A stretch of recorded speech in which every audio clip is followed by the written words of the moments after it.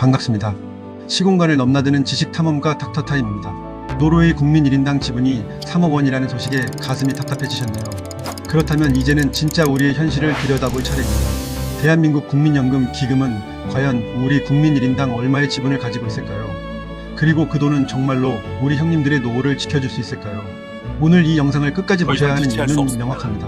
대한민국 국민연금의 1인당 지분을 노르웨이와 정밀 비교하고 우리가 처한 인구 절벽과 기금 고갈의 시계가 얼마나 빠르게 돌아가고 있는지 그 경악스러운 디테일을 공개할 것이기 때문입니다. 나침반 맞추셨나요? 대한민국 국민연금의 심장부인 전주로 지금 바로 탐험 시작합니다.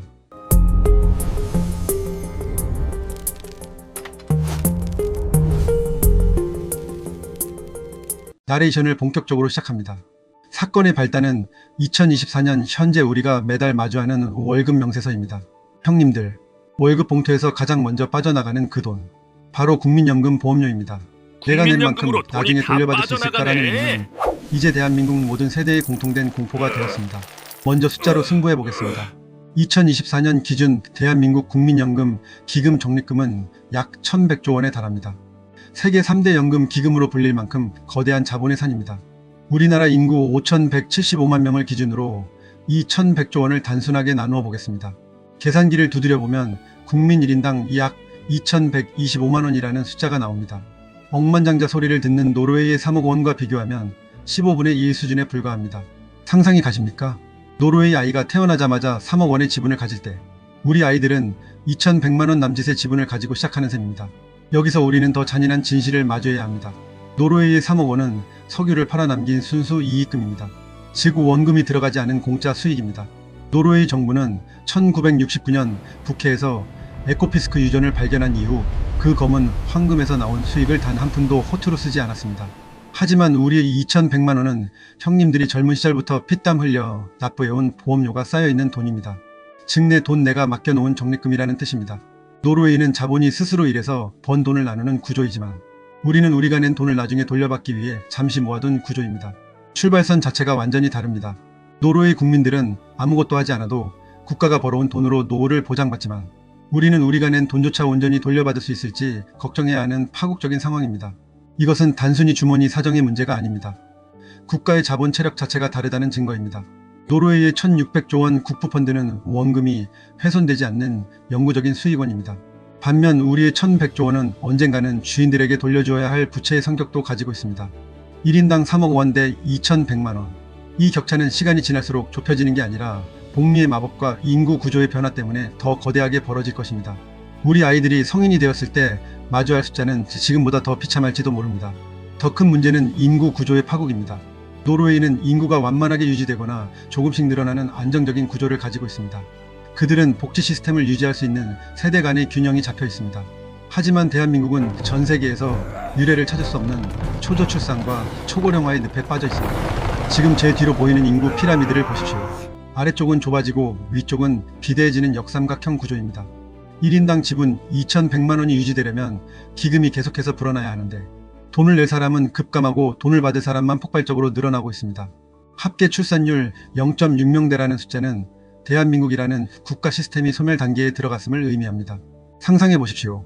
2055년이 되면 대한민국은 전 세계에서 가장 늙은 나라가 됩니다. 길거리의 사람 2명 중 1명은 65세 이상 노인이 될 것입니다. 이때 연금을 지급하기 위해 필요한 돈은 기하급수적으로 늘어나는데 이를 감당할 청년들은 보이지 않습니다. 지금의 2100만 원이라는 지분은 그때가 되면 수십 명의 노인이 나누어 가져야 할 족각이 될 것입니다. 이것은 산술적으로 불가능한 게임입니다. 젊은 세대 한 명이 노인 한 명을 부양해야 하는 시대가 오면 우리 사회의 모든 자본은 노후 부양이라는 블랙홀 속으로 빨려 들어가 소멸할 것입니다. 닥터타임인 제가 지금 국민연금공단 운용 본부 앞에 와 있습니다. 이곳의 전문가들은 기금이 2040년경 1700조 원까지 불어날 것으로 예측합니다. 겉으로 보기에는 승승장구하는 것처럼 보일 것입니다. 하지만 그 이유가 문제입니다. 베이비 부모 세대의 은퇴가 본격화되고 연금 수령자가 급증하면 기금은 순식간에 소멸 단계에 들어갑니다. 현재 공식적인 통계로도 2055년이면 기금이 완전히 바닥을 드러낼 것으로 보입니다. 1인당 지분 2100만 원이 0원이 되는 순간입니다. 형님들, 이것은 단순히 숫자의 문제가 아니라 국가적인 파산 시나리오입니다. 내가 낸 돈을 돌려받아야 할 시점에 금고가 텅 비어 있다면 우리 사회는 어떤 갈등에 직면하게 될까요? 2055년이라는 숫자를 기억하십시오. 지금부터 딱 30년 뒤입니다. 지금 활발하게 경제활동을 하는 형님들이 연금을 가장 많이 필요로 할 그 시점에 금고의 마지막 봉전이 사라진다는 뜻입니다. 그때가 되면 정부는 보험료를 2배 이상 올리거나 지급액을 절반으로 깎아야 할 것입니다. 하지만 이미 소수가 된 청년들이 그 무거운 짐을 짊어지려 할까요? 세대 간의 전쟁은 필연적입니다. 자본의 고갈은 곧 공동체의 해체로 이어집니다. 우리는 지금 시한폭탄을 돌리고 있는 셈입니다. 우리의 자산 배분 전략도 노르웨이와는 큰 차이가 있습니다. 노르웨이는 기금의 70%를 전 세계 주식에 투자합니다. 애플이나 마이크로소프트 같은 우량 기업들의 수익을 거둬들여 자국민의 복지를 채웁니다. 그들은 자국의 실물 경제가 흔들려도 전 세계 글로벌 기업들이 돈을 버는 한 연금이 안전합니다. 9,000개가 넘는 전 세계 기업의 지분을 골고루 가지고 있는 그들은 인류 문명의 성장을 곧 자신들의 연금 수익으로 연결시킵니다. 반면 우리 국민연금은 여전히 국내 채권과 주식 비중이 높습니다. 대한민국 경제가 흔들리면 연금의 가치도 함께 박살나는 구조입니다. 우리가 침몰하면 연금이라는 구명보트도 함께 침몰한다는 뜻입니다. 지정학적 리스크가 큰 한반도에서 우리끼리 돈을 돌려막는 투자는 결국 한계에 부딪힐 수밖에 없습니다. 특히 한국 주식시장의 만성적인 저평가인 코리아 디스카운트는 우리 연금의 수익률을 갉아먹는 주범입니다. 전 세계 자본이 미국과 빅테크 기업으로 몰려갈 때 우리 연금은 국내 시장의 한계에 갇혀 있었습니다. 이것은 전술적 실책을 넘어 생존 전략의 부재입니다. 형님들이 가장 걱정하시는 부분은 바로 수령액일 것입니다. 노르웨이 국민들은 노후의 현역 시절 소득의 상당 부분을 국가가 보장해줍니다. 이미 엄청난 국부펀드가 수익을 내고 있기 때문입니다.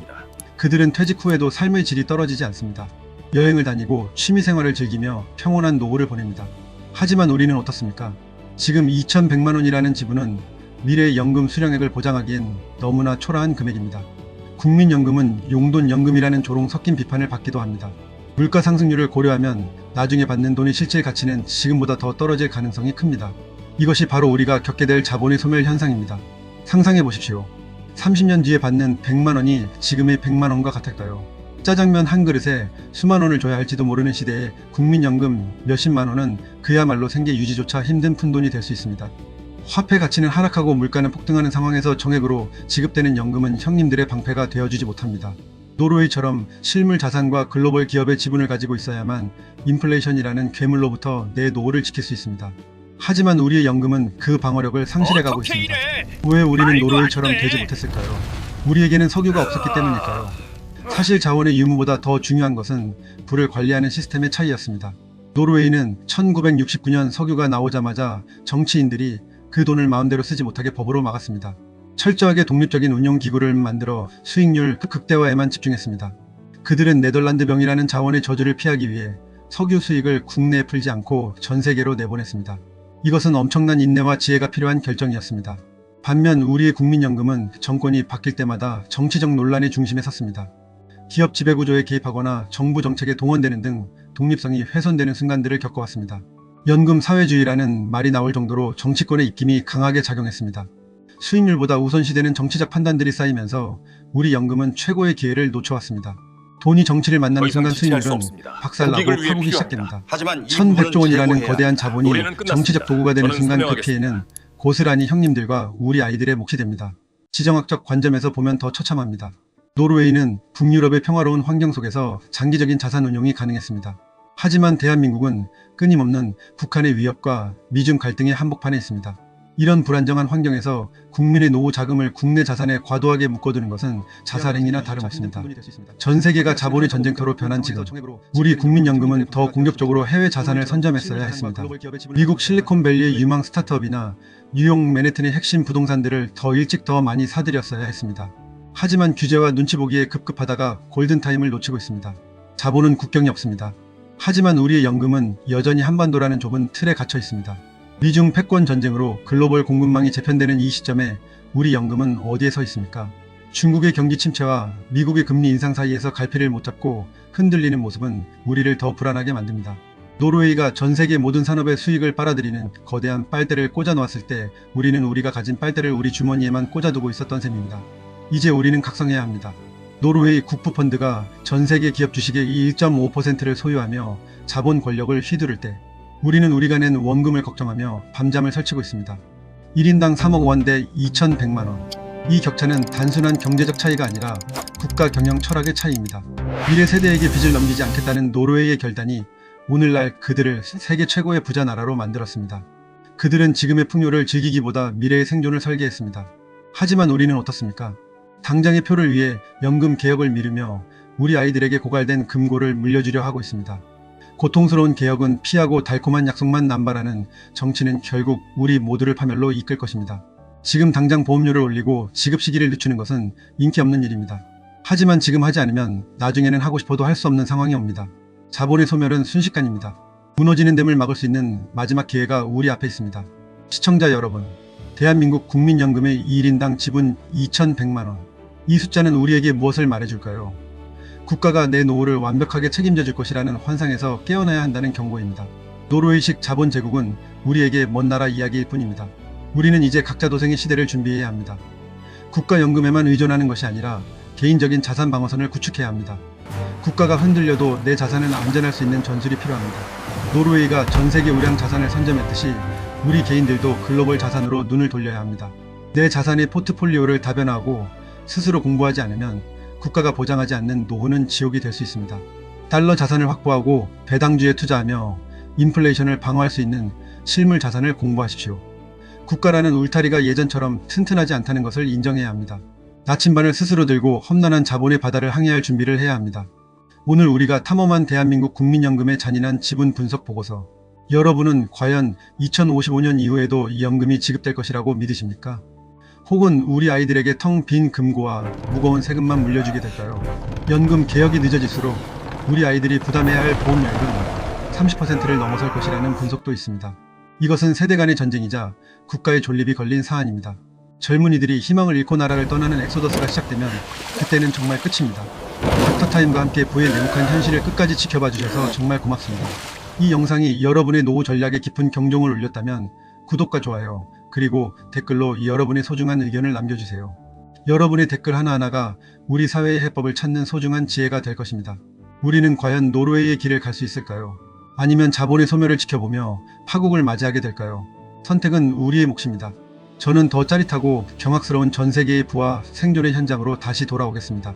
지금까지 시공간을 넘나드는 지식 탐험가 닥터타임이었습니다. 고맙습니다. 계속해서 더 나은 대한민국을 위한 통찰력을 전해드리겠습니다.